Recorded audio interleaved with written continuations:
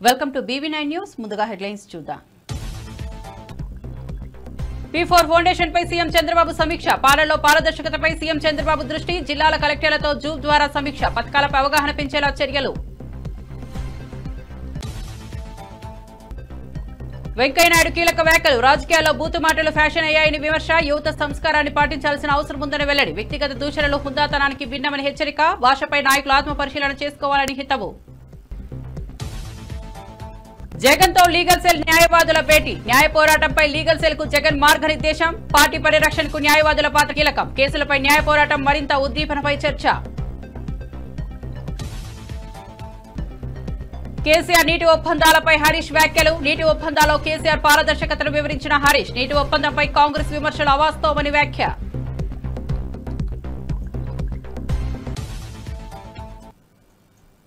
ఇక వార్త వివరాల్లోకి వెళ్తే సచివాలయంలో ముఖ్యమంత్రి చంద్రబాబు సమీక్ష నిర్వహించారు. P4 కార్యక్రమంపై సమీక్షలో ఆర్థిక మంత్రి Payyavula Keshav, P4 foundation vice chairman Kutumbarao, CS Vijayanand, ఇతర ఉన్నతాధికారులు హాజరయ్యారు. జూమ్ కాల్ ద్వారా జిల్లాల నుంచి ఎమ్మెల్యేలు, ఎంపీలు, కలెక్టర్లు పాల్గొన్నారు. పాలనలో పారదర్శకత, ప్రజలు మేలు చేసే దృష్టిలో పెట్టుకుని P4 పై ముఖ్యమంత్రి సమీక్ష నిర్వహించారు. పథకాల అమలుపై సూచనలు అందించిన సీఎం జిల్లా వారీగా అధికారులు తీసుకున్న చర్యలను పరిశీలించారు. పథకాలపై ప్రజల్లో అవగాహన పెంచేందుకు శాఖల మధ్య సమన్వయం ఉండాలన్నారు.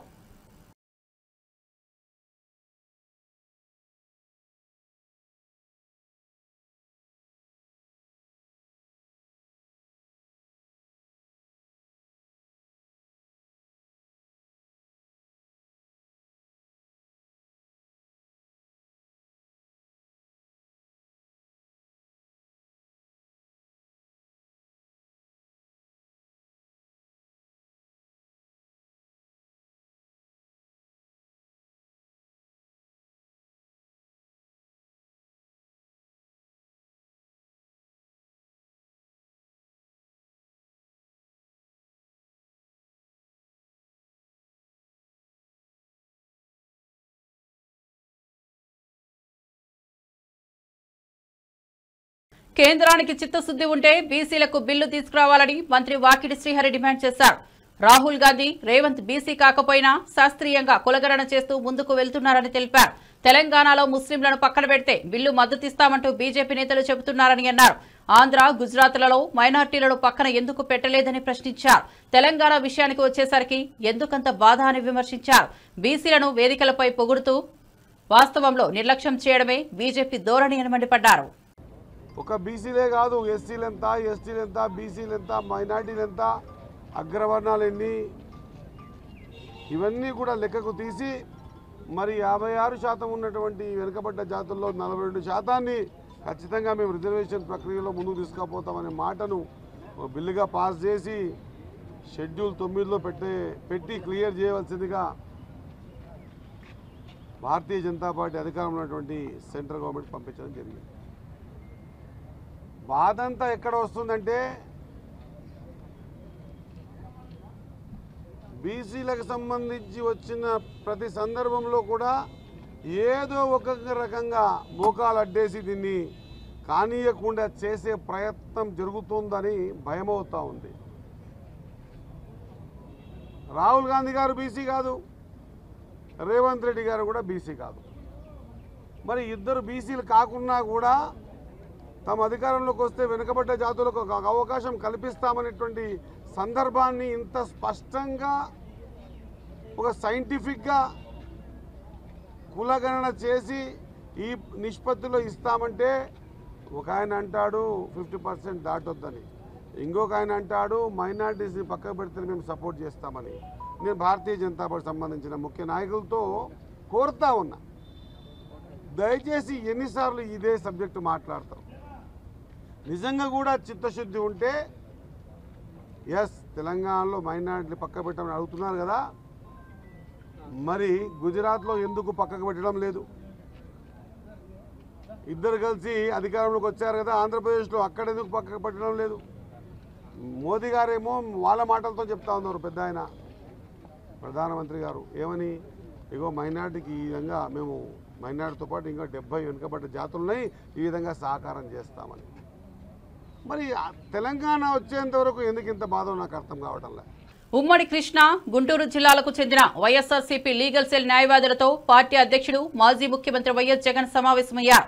న్యాయ పోరాటాన్ని మరింత ఉద్దీపన చేసే దిశగా సూచనలు ఇచ్చారు. పార్టీ పరిరక్షణ, కార్యకర్తల హక్కుల కోసం న్యాయవాదులు చేపట్టాల్సిన బాధ్యతలపై చర్చించారని సమాచారం. రాష్ట్రంలో కక్షపూరితంగా పెట్టిన కేసులపై న్యాయపరంగా ఎలా ఎదురు నిలవాలో జగన్ వివరించారు. న్యాయవాదుల మద్దతుతో పార్టీ బలోపేతం కావచ్చని అభిప్రాయపడ్డారు.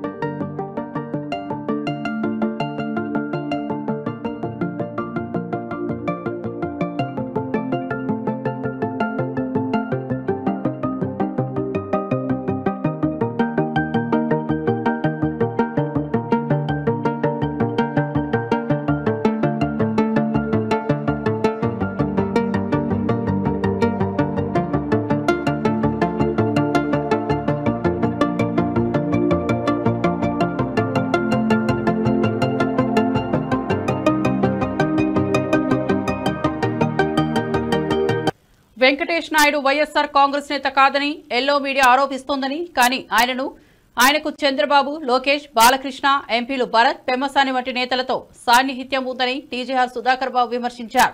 సిట్ అధికారులు ఈ అంశాలపై కూడా విచారణ జరపాలన్నారు. ఎల్లో మీడియా దుష్ప్రచారంతో ప్రజలు తప్పుదారి పడుతున్నారని చెప్పారు. వెంకటేష్ నాయుడు రాజకీయ సంబంధాలపై ఉన్నత స్థాయి విచారణ జరిపించి నిజం వెలుగులోకి తేవాలని డిమాండ్ చేశారు.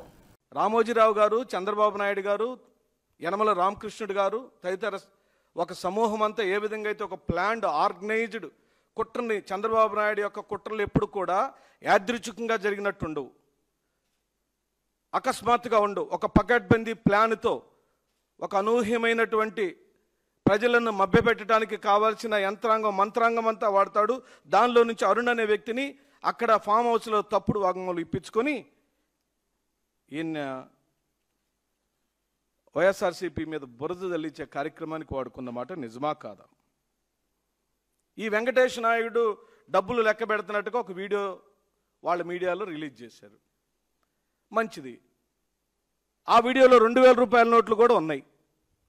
నేనేం అడగట్లా, రాష్ట్ర ప్రజలారా, మేధావులారా, మీడియా మిత్రులారా, అధిపతులారా, పరిశీలకులారా, ఆయా టీవీ డిబేట్లో కూర్చొని బాగా బ్రహ్మాండంగా విశ్లేషించే విశ్లేషకులారా, 2000 రూపాయల నోట్లు ఈ రాష్ట్రంలోకి ప్రవేశించింది ఎప్పుడు, వెనక్కి తీసుకుంది ఎప్పుడు? 2000 రూపాయల నోట్లు ఈ రాష్ట్రంలోకి ప్రవేశించింది 2013వ సంవత్సరంలో. సరిగ్గా 10 సంవత్సరాల తర్వాత 2000 రూపాయల నోట్లను వెనక్కి తీసుకున్నారు. ఈ వెంకటేష్ నాయుడు లెక్క పెడుతున్నట్టుగా చూపించిన నోట్ల కట్లలో 2000 రూపాయల నోట్ల కట్ట కూడా ఉంది. అంటే ఇప్పుడు డిమానిటైజేషన్కు ముందు 2000 రూపాయల నోటు లేదు. అంటే 2013కు ముందు 2000 రూపాయల నోటు లేదు. 2013 నుంచి 2023 మధ్యలో 2000 రూపాయల నోటు ఉంది. ఈ 2013 నుంచి 2023, 2013 నుంచి 14 రాష్ట్రాన్ని పరిపాలించింది ఎవరు? తెలుగుదేశం పార్టీ, చంద్రబాబు నాయుడు. 19 నుంచి 24 వరకు వైఎస్ జగన్మోహన్ రెడ్డి గారు పరిపాలించారు. 23లోనే 2000 రూపాయల నోట్లను కేంద్ర ప్రభుత్వం వెనక్కి తీసేసుకుంది. ఎవరి దగ్గర ఉన్న 2000 రూపాయల నోట్లైనా వెనక్కి తీసేసుకుంది. ఒకవేళ అది 2023 తర్వాత కనుక ఆ డబ్బులు ఈ వెంకటేష్ నాయుడు లెక్క పెట్టుండుంటే ఆ 2000 రూపాయల నోట్ల కట్లు నోట్ల మధ్యలో ఎందుకున్నాయి అని అడుగుతుంది వైఎస్ఆర్సీపీ. ఇక్కడ వెంకటేష్ నాయుడు తప్పు చేశాడా? ఆ డబ్బులు ఎక్కడి నుంచి వచ్చింది, ఎందుకు వచ్చినవి? ఆ డబ్బులు నిజంగానే వెంకటేష్ నాయుడువా? ఆయన క్రైమ్ చేశాడా, ఆయన నేరం చేశాడా? అది మా వాదం కాదు, మాకు సంబంధం లేదు. వైఎస్ఆర్ కాంగ్రెస్ పార్టీకి ఏమాత్రం సంబంధం లేదు. వెంకటేష్ నాయుడు అనేవాడు ఏ పార్టీకి సంబంధించిన వాడు అనే దానిలో మీరు 2 రోజుల నుంచి ఈనాడు, ఆంధ్రజ్యోతిలలో చాలా ప్రముఖంగా ఆ వెంకటేష్ నాయుడును మాకు జతగలుపుతూ వైఎస్ఆర్సీపీతో ఆయనకు సంబంధాలు ఉన్నాయని, వైఎస్ఆర్ కాంగ్రెస్ పార్టీకి సంబంధించిన వాడేనని, చెవిరెడ్డి భాస్కర్ రెడ్డికి అత్యంత అనుంగ శిష్యుడని, భాస్కర్ రెడ్డి ఆంతరంగికుడని, చెవిరెడ్డి భాస్కర్ రెడ్డి గారికి సంబంధించిన ఆర్థిక లావాదేవీలను ఈయనే చూశాడని మీరు ఒక అభియోగం మోపారు. దానికి ఆధారంగా ఒక ఫోటోను విడుదల చేశారు. అది మార్ఫింగ్ ఫోటోనా, తలకాయ తీసి తలకాయ పెట్టారా, మీరు ఏం చేశారో నాకు తెలియదు. అది విచారణ అధికారులే విచారించాలా. మరి ఇప్పుడు ఈ ఫోటో ఏమిటి? రాష్ట్ర ప్రజలు చూడండి. ఈ వెంకటేష్ నాయుడు 2024లో నారా చంద్రబాబు నాయుడు ముఖ్యమంత్రి అయిన తదుపరి ఈ రాష్ట్ర ముఖ్యమంత్రితో దిగిన ఫోటో. ఈయన ఏ పార్టీ వాడు? అది వదిలేద్దాం. షాడో ముఖ్యమంత్రి గారైన నారా లోకేష్ గారితో అదే వెంకటేష్ నాయుడు దిగిన ఫోటో. ఈయన ఏ పార్టీ వాడు? ముఖ్యమంత్రితో దిగాడండి, షాడో ముఖ్యమంత్రి గారితో దిగాడు. ముఖ్యమంత్రి గారికి సన్మానం. అయ్యా మళ్ళీ డూప్లికేట్ అనుకుంటారేమో, మార్ఫింగ్ అనుకుంటారో, షాల్వా సేమ్ టు సేమ్, అదే షాల్వా.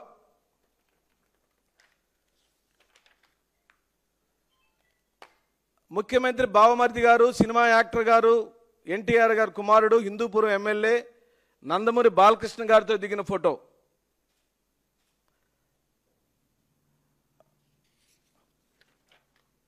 సరే, అదే ఈ వెంకటేష్ నాయుడు మహారాష్ట్రతో జరిగిన చారిత్రక నీటి ఒప్పందంతో కేసీఆర్ ఒకేసారి 3 అగ్రిమెంట్లు చేసినట్లు వివరించారు మాజీ మంత్రి హరీష్ రావు. ఆనాడు కాంగ్రెస్ నేత ఉత్తమ్ కుమార్ రెడ్డి మీరు 152 మీటర్లకు అగ్రిమెంట్ ఎలా తగ్గిస్తారని ప్రశ్నించగా దానికి కేసీఆర్ స్పందిస్తూ నువ్వు 152 మీటర్లకు అగ్రిమెంట్ చేసినట్లు నిరూపిస్తే నేనే రాజీనామా చేస్తానని సవాల్ విసిరారని తెలిపారు.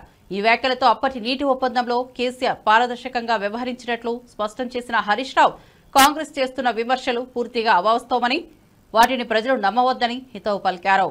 ఆనాడు మేము మహారాష్ట్రతో కేసీఆర్ గారు ఒక చారిత్రాత్మక ఒప్పందం చేశారు. అటు మేడిగడ్డకు, ఇటు వార్ధా మీద, అటు చెనాకా కొరాటాకు ఒకేసారి 3 అగ్రిమెంట్లు చేసినారు. అంటే ఇచ్చిపుచ్చుకునే ధోరణితో మహారాష్ట్రను ఒప్పించి మెప్పించి 3 అగ్రిమెంట్లు చేశారు. ఆనాడు ఉత్తమ్ కుమార్ రెడ్డి మాట్లాడతాడు. ఏమని మాట్లాడిందంటే, లేలే మేము ఆల్రెడీ 152 మీటర్లకు అగ్రిమెంట్ చేసినాం, నువ్వు ఎట్ట తగ్గించినవు అన్నాడు.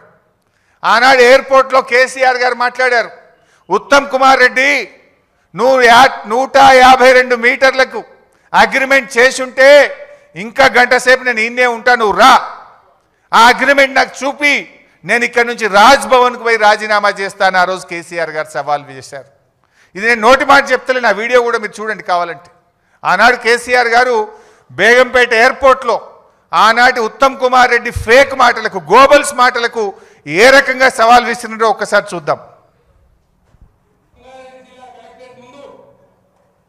ఈ రాష్ట్ర ప్రదేశ్ కాంగ్రెస్ కమిటీ అధ్యక్షుడు ఉత్తమ్ కుమార్ రెడ్డి, ఆయనతో పాటు శాసనసభలో ప్రతిపక్ష నాయకుడు జానారెడ్డి ఇద్దరు కలిసి ఏం మాట్లాడతారు?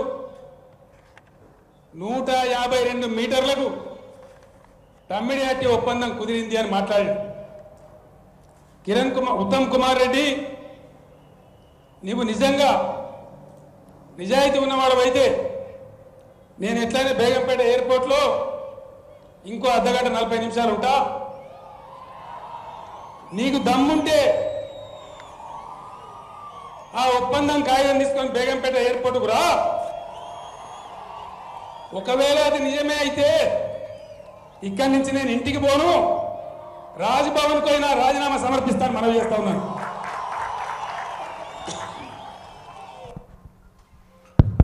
ఆ రోజు 152 మీటర్లకు అగ్రిమెంట్ ఉందని ఆనాటి పిసిసి అధ్యక్షుడు ఉత్తమ్ కుమార్ రెడ్డి మాట్లాడిండు. ఉన్నదా మరి అగ్రిమెంట్? ఈ రోజు వరకు, ఆ రోజు కేసీఆర్ గారు ఓపెన్ ఛాలెంజ్ చేసిండ్రు, ఇయ్యాలటి వరకు కూడా చేయలే. నిజంగా అగ్రిమెంట్ ఉంటే 7 సంవత్సరాలు అధికారంలో ఉండి ఎందుకు తట్టెడు మట్టి కూడా మీరు తవ్వలేదు అంటే అబద్ధపు మాటలు, గోబల్స్ మాటలు. ఆనాడు కేసీఆర్ గారు మంచి పని చేస్తుంటే దాని మీద ఏదో అమృత భాండాగారంలో విషపు చుక్క వేసినట్టు ఒక మంచి పని జరుగుతుంటే దాన్ని ఒక అబద్ధాలు చెప్పి అనుమానాలు కల్పించేటువంటి మహారాష్ట్రతో జరిగిన చారిత్రక నీటి ఒప్పందంతో కేసీఆర్ ఒకేసారి 3 అగ్రిమెంట్లు చేసినట్లు వివరించారు మాజీ మంత్రి హరీష్ రావు. ఆనాడు కాంగ్రెస్ నేత ఉత్తమ్ కుమార్ రెడ్డి మీరు 152 మీటర్లకు అగ్రిమెంట్ ఎలా తగ్గిస్తారని ప్రశ్నించగా దానికి కేసీఆర్ స్పందిస్తూ నువ్వు 152 మీటర్లకు అగ్రిమెంట్ చేసినట్లు నిరూపిస్తే నేనే రాజీనామా చేస్తానని సవాల్ విసిరారని తెలిపారు. ఈ వ్యాఖ్యలతో అప్పటి నీటి ఒప్పందంలో కేసీఆర్ పారదర్శకంగా వ్యవహరించినట్లు స్పష్టం చేసిన హరీష్ రావు కాంగ్రెస్ చేస్తున్న విమర్శలు పూర్తిగా అవాస్తవమని వాటిని ప్రజలు ఆ భాష ఉందాగా ఉండేదై ఉండాలి. ఆ భాష సంస్కారానికి దర్పణం పట్టేదిగా ఉండాలి. ఈ విషయాన్ని కూడా నేటి పాత్రికేయులు నేటి రాజకీయ నాయకులు ఈ భాష విషయంలో అందరూ ఒకసారి ఆత్మ పరిశీలన చేసుకోవాలి. ఏం మాట్లాడుతున్నారు, ఏంది పలుకుతున్నారు, అదేదో చాలా గొప్ప అనుకుంటున్నారు. దానికి కొన్ని ఛానల్స్ ఇప్పుడు కొత్తగా ఛానల్స్ పెట్టుకున్నారు. ఎవరికి వాళ్ళు అధికారం ఉంది పెట్టుకుని దానికి మనం ఏం కాదనేమనుకోండి. ఇప్పుడు అలాగే కొంతమంది సోషల్ మీడియా కాకుండా ఇప్పుడు ఇంకేదో యూట్యూబ్లో పెడుతూ ఉన్నారు. వాటి వస్తున్నాయంతా ఆ మాటలు అసలు వినడానికే కాదు, సంస్కారం ఉన్న ఏ వ్యక్తి కూడా హర్షించడు. కానీ వాటిని అదేం చేస్తున్నాం సార్, వాళ్ళు అన్నారు ఆ విధంగాను అన్నారు. బూతులు మాట్లాడడం ఫ్యాషన్ అయిపోయింది. మాజీ ఎంపీ వంగాగీత మాట్లాడుతూ రాష్ట్రంలో గత 15 నెలలుగా శాంతి భద్రతలు లోపించాయని ఆరోపించారు. వైసీపీ నేతలపై తప్పుడు కేసులు పెడుతూ వేధింపులకు పాల్పడుతున్నారని పేర్కొన్నారు. సంక్షేమ కార్యక్రమాల కన్నా ప్రతీకారమే ప్రధానమైందన్నారు. పోలీసులను పావులుగా వాడుకుంటూ ప్రజాస్వామ్య విలువలను కూలీ చేస్తున్నారని విమర్శించారు. పెద్దిరెడ్డి కుటుంబంపై జరుగుతున్న వ్యవహారం అన్యాయమన్నారు. న్యాయస్థానం త్వరగా బెయిల్ ఇవ్వాలని ఆశిస్తున్నట్లు తెలిపారు. అక్రమ కేసులు బనాయించమంటున్నారు, జైళ్లలో పెట్టి మగ్గించమంటున్నారు. అందుకే మేము కోరుతున్నాం న్యాయస్థానాల్ని ఆంధ్రప్రదేశ్లో వచ్చే కేసులు ఏవైతే ఎవరి పరిధిలోకి వస్తాయో న్యాయాధీశులన్నీ కూడా పరిశీలించాలి. ఇప్పటికే కొన్ని కేసుల్లో మరి కొంతమంది మీడియాకు సంబంధించిన వ్యక్తులు అరెస్ట్ అయినప్పుడు కొంతమంది న్యాయవాదులు ప్రశ్నించి ఎఫ్ఐఆర్లు వెనక్కి పంపిన సంగతులు కూడా ఉన్నాయి. అంటే మీరు ఇందులో ఈ సెక్షన్లు ఎందుకు వేశారని క్వశ్చన్ చేసినవి కూడా ఉన్నాయి. అంటే ఎవరి ప్రకారం ఈ కేసులు నడుస్తున్నాయి, ఎవరి ప్రకారం ఎఫ్ఐఆర్లు ఫెయిల్ అవుతున్నాయి అనేది మరి చూడాల్సిన అవసరం ఇప్పుడు అందరి మీద ఉంది. ప్రజలందరూ వీటిని గమనించాల్సిన అవసరం ఉంది. మా మిథున్ రెడ్డి గారు మరి ఇందాకే చెప్పడం జరిగింది, ఆయన రాజకీయంగా ఎంతో ఉన్నతమైన వ్యక్తి, ఉన్నతమైన కుటుంబం నుంచి వచ్చిన వ్యక్తి, ప్రజల పట్ల శ్రద్ధ గల వ్యక్తి, నియోజకవర్గంలో 3 సార్లు ప్రజల అభిమానాన్ని పెంచుకున్న వ్యక్తి, గెలుపొందిన వ్యక్తి, పార్లమెంటు మరి ఆ లోక్సభ లీడర్గా మేమందరం కలిసి ఉన్నప్పుడు పనిచేసిన వ్యక్తి. అటువంటి వ్యక్తిని ఏమీ లేకపోయినా అక్రమంగా ఇందులోకి చేసి అరెస్ట్ చేయటం అనేది మేము తీవ్రంగా ఖండిస్తూ న్యాయస్థానం తొందరగా ఆయనకి బెయిల్ మంజూరు చేయాలని, అదేవిధంగా తప్పనిసరిగా ఆయన ముందే చెప్పడం జరిగింది, ఈ కేసుల్లో మీరు నిజాలు నిరూపించండి, ఇవన్నీ అక్రమ కేసులు, తప్పకుండా ఈ కేసుల నుంచి బయటపడాలని మేమందరం కోరుతూ ఈ ప్రభుత్వాన్ని ఇలాంటి అక్రమ అరెస్టులను ఆపమని చెప్పి మేము డిమాండ్ చేస్తా ఉన్నాం. పెద్దిరెడ్డి కుటుంబాన్ని లక్ష్యంగా చేసుకుని రెడ్ బుక్ పేరుతో వైసీపీని అణగదొక్కే కుట్ర సాగుతోందని మాజీ ఎమ్మెల్యే జక్కంపూడి రాజా అన్నారు. పెద్దిరెడ్డి కుటుంబ కష్టంతో ఎదిగిందన్నారు. వారి వ్యాపారాల వల్ల వేల మందికి ఉపాధి లభిస్తోందన్నారు. రాజకీయ ప్రయోజనాల కోసం తప్పుదోవ పట్టించే ప్రయత్నం సాగుతోందన్నారు. అశ్లీలంగా వ్యవహరిస్తే కుక్కచావు చేస్తారని ఘాటు వ్యాఖ్యలు చేశారు. ఇది రాజకీయ వేధింపుల తీవ్ర రూపమని పేర్కొన్నారు. ఆంధ్రప్రదేశ్ రాష్ట్రంలో రెడ్ బుక్ రాజ్యాంగంతో ఏ రకంగా వైఎస్ఆర్ కాంగ్రెస్ పార్టీ శ్రేణుల్ని నాయకుల్ని అణగదొక్కాలనేటువంటి ఆలోచనలోనే పూర్తిగా ప్రభుత్వ యంత్రాంగం కానీ ముఖ్యంగా చంద్రబాబు నాయుడు దగ్గర నుంచి మొదలుపెట్టి వారి తనయుడు లోకేష్ కానీ అందరూ కూడా నిమగ్నమై ఉన్నారు. ఎన్నికల్లో ఇచ్చినటువంటి వాగ్దానాలనేమో గాలి కొదిలేసి వారి సమయాన్నంతా కూడా దీని మీదే వెచ్చించేటటువంటి ప్రయత్నం చేస్తూ ఉన్నారు. ఇవాళ మిథున్ రెడ్డి గారు గౌరవ పార్లమెంట్ సభ్యులు పుట్టుకతోనే గోల్డెన్ స్పూన్తో పుట్టినటువంటి వ్యక్తి. వారి తండ్రి గారు వారి కుటుంబ సభ్యులు అందరూ కూడా కష్టపడి చెమటోడ్చి లేకపోతే అణువణువు కూడా వాళ్ళ యొక్క కష్టంతో పైకొచ్చినటువంటి వ్యక్తులు. వేళ అనేక వ్యాపారాల ద్వారా కొన్ని వేల మందికి ఉపాధి కల్పిస్తూ వారి యొక్క జీవనాధారంగా మరి వీరు వారి కుటుంబ సభ్యులు జీవిస్తూ ఉంటే ఇవాళ ఏదో రకంగా వారి మీద బురద జల్లాలి, వారికి ఒక అపఖ్యాతిని తీసుకుని రావాలనేటువంటి ప్రయత్నం చేస్తూ జగన్మోహన్ రెడ్డి గారికి అత్యంత సన్నిహితుడిగా ఉన్నాడు. వైఎస్ఆర్ కాంగ్రెస్ పార్టీలో ఒక బలమైనటువంటి నాయకుడిగా, ఒక వెన్నుముక్కగా ఉన్నాడు కాబట్టి ఆయన ఏదో రకంగా హెరాస్ చేయాలి, ఇబ్బందులకు గురి చేయాలి అనేటువంటి ఆలోచనతో ఒక పార్లమెంట్ సభ్యుడికి మరి రాష్ట్రంలో జరిగేటటువంటి పాలసీ మ్యాటర్స్తో ఏ రకమైనటువంటి సంబంధాలు లేనప్పటికీ కూడా మరి గతంలో వైఎస్ఆర్ కాంగ్రెస్ పార్టీ ప్రభుత్వంలో ఏదో అవినీతి జరిగిపోయిందని, ఒక స్కామ్ జరిగిందని లేనటువంటి ఒక అభూత కల్పనని సృష్టించి కట్టుకథలు అల్లి మరి ఈవేళ జగన్మోహన్ రెడ్డి గారికి సన్నిహితుడిగా ఉన్నటువంటి వారందరినీ కూడా ఇబ్బందులకు గురి చేయాలనేటువంటి ప్రయత్నంలో భాగంగానే మిథున్ రెడ్డి గారి మీద కూడా లేనటువంటి ఆరోపణల్ని మరి అభియోగాల్ని వారి మీద సృష్టించి ఈవేళ కేసులు పెట్టి లోపల పెట్టి జైల్లో పెట్టి మరి ఏ రకంగా ట్రీట్ చేస్తూ ఉన్నారనేటువంటిది నిజంగా చూస్తే ఎవరికైనా కూడా కంట్లో నీరు వచ్చేటటువంటి పరిస్థితి. ఈవేళ గోల్డెన్ స్పూన్తో పుట్టినటువంటి వ్యక్తికి ఓ పక్కన కోర్టులు చాలా స్పష్టంగా ఒక స్పెషల్ క్లాస్ ప్రోటోకాల్ ఉంది, ఈ రకమైనటువంటి ఫెసిలిటీస్ ఆయనకి ఇవ్వండి అని చెప్పి స్వయంగా కోర్టే మరి ఆర్డర్స్ ఇచ్చినప్పటికీ కూడా వాటిని పక్కన పెట్టి లోపల ఆయన ట్రీట్ చేస్తూ ఉన్నటువంటి విధానం చూస్తే నిజంగా ఈ రాష్ట్రంలో కానీ లేకపోతే ఈ దేశంలో కానీ చట్టాలు ఏమైపోతూ ఉన్నాయి, అంబేద్కర్ గారు రాసినటువంటి రాజ్యాంగం ఎక్కడికి వెళ్ళిపోతూ ఉంది అని చెప్పి నిజంగా ఏదో ఆటవిక పాలనలో ఉన్నామా, మనం అడవిలో బ్రతుకుతూ ఉన్నామా అని చెప్పి ఆలోచనలోకి వెళ్ళేటటువంటి పరిస్థితి కనిపిస్తూ ఉంది. ఇవాళ చంద్రబాబు నాయుడు గారికి ఒక్కటే చెప్తా ఉన్నాం, మీకు మాదిరిగా 2 ఎకరాలు భూమి నుంచి ఇవాళ లక్షల కోట్ల రూపాయల అవినీతితో లేకపోతే అక్రమ సంపాదనతో సంపాదించుకున్నటువంటి డబ్బులు కాదు ఇవాళ వారి దగ్గర పెద్దిరెడ్డి రామచంద్రారెడ్డి గారి కుటుంబం దగ్గర ఉన్నది. వాళ్ళకి కష్టపడి వారి యొక్క మైండ్లో లేకపోతే వారి యొక్క కష్టాన్ని ఉపయోగించుకుని డబ్బులు సంపాదించో లేకపోతే 10 మందికి ఆ సంపాదించినటువంటి డబ్బుల నుంచి పేదవాళ్ళకి ఏ రకంగా ఉపయోగపడాలి, 10 మందికి ఏ రకంగా మేలు చేయాలి అనేటువంటి ఆలోచనతో ఉండేటటువంటి కుటుంబమే తప్పితే ఏ రకంగానూ కూడా పేదవాళ్ళ డబ్బులో లేకపోతే ప్రభుత్వం తాలూకా డబ్బులను జేబుల్లో వేసుకునేటటువంటి పరిస్థితి కానీ అవసరం కానీ వాళ్ళకి లేదు. మీరు 1,00,000 కోట్లని మొదలుపెట్టినటువంటి అభియోగాన్ని ఈవేళ 1000 కోట్లకి 300 కోట్లకి 400 కోట్లకి తీసుకొచ్చారు. అంటే కేవలం లేనటువంటి కథని ఈవేళ ఏ రకంగా మసాలాలు జోడించి కథల్ని ప్రభుత్వాన్ని ఈవేళ కేవలం జగన్మోహన్ రెడ్డి గారికి సంబంధించినటువంటి వారిని ఇబ్బంది పెట్టాలనేటువంటి దాని మీదే మీ సమయాన్ని వెచ్చిస్తూ ఉన్నారు. ఇది ఏ రకంగానూ కూడా మంచిది కాదు.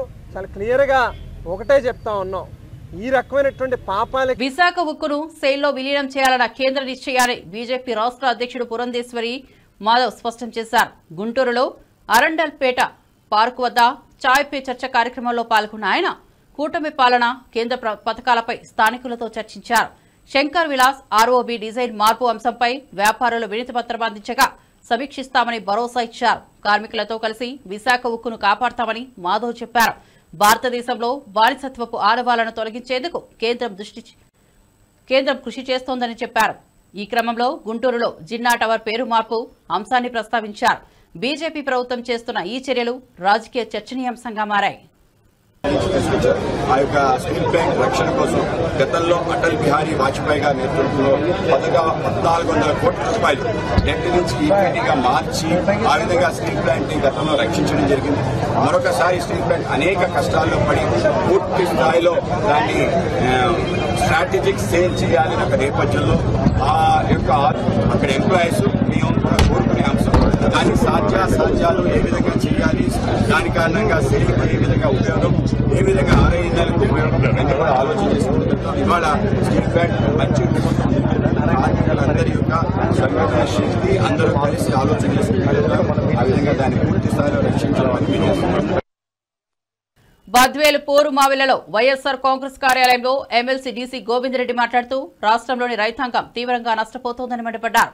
చంద్రబాబు హామీ ఇచ్చిన భరోసా కనిపించడం లేదన్నారు. వైఎస్సార్సీపీ ప్రభుత్వంలో ప్రతి రైతుకు 13,500 వరకు భరోసా అందించామని గుర్తు చేశారు.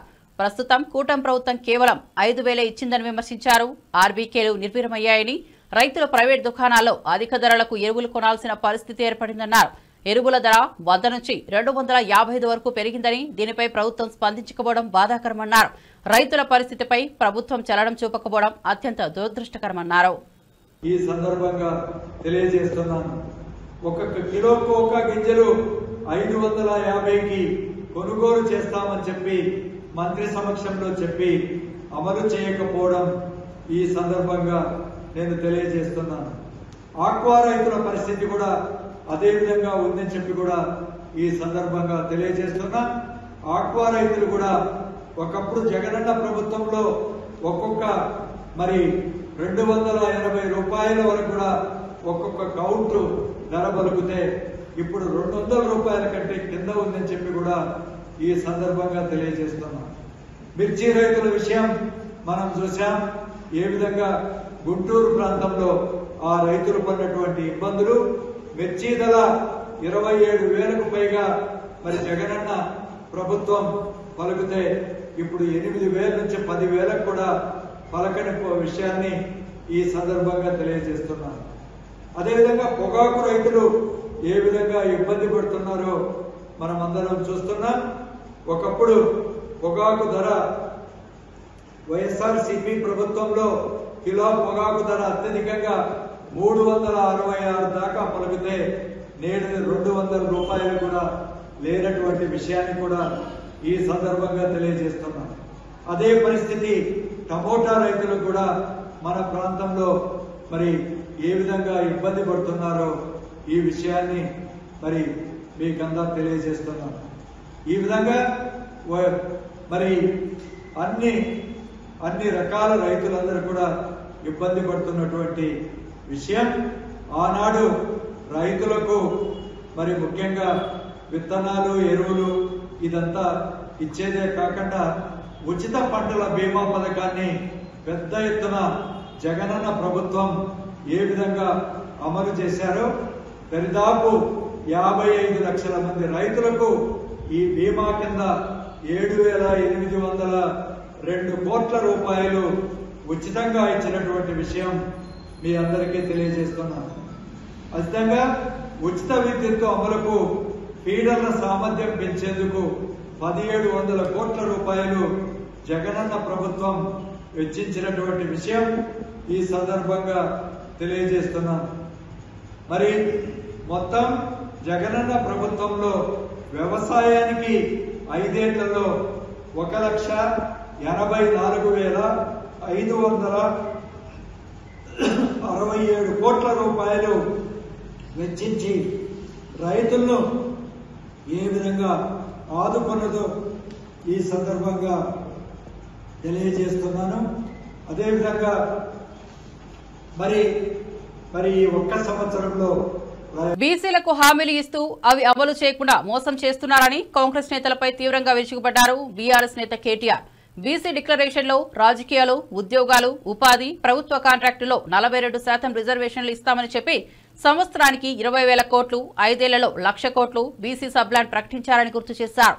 రిజర్వేషన్లపై కాకపోయినా మిగిలిన అంశాలన్నీ ప్రభుత్వ చేతిలో ఉండి అవి అమలు చేయకపోవడం దోపిడీనని విమర్శించారు. ఇప్పటి వరకు 2 బడ్జెట్లు ప్రవేశపెట్టిన 10,000 కోట్లకు చేరని ఖర్చులతో బీసీలను మోసం చేశారన్నారు. ముందుగా చేతిలో ఉన్న హామీలు అమలు చేస్తేనే బీసీలు నమ్ముతారని వ్యాఖ్యానించారు. కేటీఆర్ విమర్శలు బీసీ వర్గాల్లో చర్చనీయాంశంగా మారాయి. దాని ధర్నాను జోక్ అంటాను. ఎందుకంటే మేము ఈ మాట శాసనసభలో బిల్లు పెట్టినప్పుడే చెప్పాం. You are cutting a very cruel joke on the backward classes of this state. అంటే బీసీలను మోసం చేస్తూ మీరు దగా చేస్తున్నారు, వంచిస్తున్నారని చెప్పాం. ఇవాళ నేను ఒకటి అడుగుతా ఉన్నా, మీరు సమాధానం ముఖ్యమంత్రి గారిని అడగాలని చెప్పి కూడా నేను కోరుతా ఉన్నా. 42% రిజర్వేషన్లు అని ఢిల్లీకి వచ్చి డ్రామా చేస్తా ఉన్నారు. నేను కాంగ్రెస్ పార్టీని అడుగుతా ఉన్నా, మీరు బీసీ డిక్లరేషన్లో ఒక ఈ రిజర్వేషన్ల మాటను ఇయ్యలేదు. మీరు ఏమేం మాటలు చెప్పినారు? సంవత్సరానికి 20,000 కోట్ల బడ్జెట్ ఇస్తామన్నారు. 5 ఏళ్లలో 1,00,000 కోట్ల బడ్జెట్ బీసీలకు ఇస్తామన్నారు. బీసీ సబ్ ప్లాన్ పెడతామన్నారు. 42% రిజర్వేషన్ రాజకీయాల్లోనే కాదు, ఉద్యోగాల్లో, ఉపాధిలో, ప్రభుత్వ కాంట్రాక్టుల్లో కూడా ఇస్తామన్నారు. నేను ముఖ్యమంత్రి గారిని అడుగుతున్నా, ప్రభుత్వాన్ని అడుగుతున్నా, కాంగ్రెస్ పార్టీని అడుగుతున్నా, మీ చేతుల్లో ఉన్నాయేమో చేస్తలేరు. మీ చేతుల్లో బీసీ సబ్ ప్లాన్ ఉన్నది, చేయండి. మీ చేతుల్లో బీసీలకు 1,00,000 కోట్ల బడ్జెట్ ఇచ్చే అవకాశం ఉంది, చేయండి. 2 బడ్జెట్లు పెట్టారు. ఒక్కొక్క బడ్జెట్లో 20,000 కోట్లు అన్నారు. 2 బడ్జెట్లు కలిపి కూడా 20,000 కోట్లు పెట్టలేదు. అందులో ఖర్చు అయితే 10,000 కోట్లు కూడా దాటం లేదు. అందుకే మరి ముఖ్యమంత్రి గారిని, ప్రభుత్వాన్ని కోరేది, మీ చేతుల్లో ఉన్న పనులు ముందు చేయండి. అట్లయితేనే బీసీలు నమ్ముతారు. 42% రిజర్వేషన్ ఏ ఒక్క ప్రభుత్వ కాంట్రాక్ట్లైనా ఇప్పటివరకు ఈ 2 ఏళ్లలో ఇచ్చినారా? ఇవ్వలేదు. ఎంబీసీ మంత్రిత్వ శాఖ పెడతామన్నారు, ఎందుకు పెట్టలేదు? బీసీ సబ్ ప్లాన్ ఎందుకు పెట్టలేదు? ఏ కారణం చేత? మరిన్ని అప్డేట్స్ కోసం చూస్తూనే ఉండండి VV9 న్యూస్.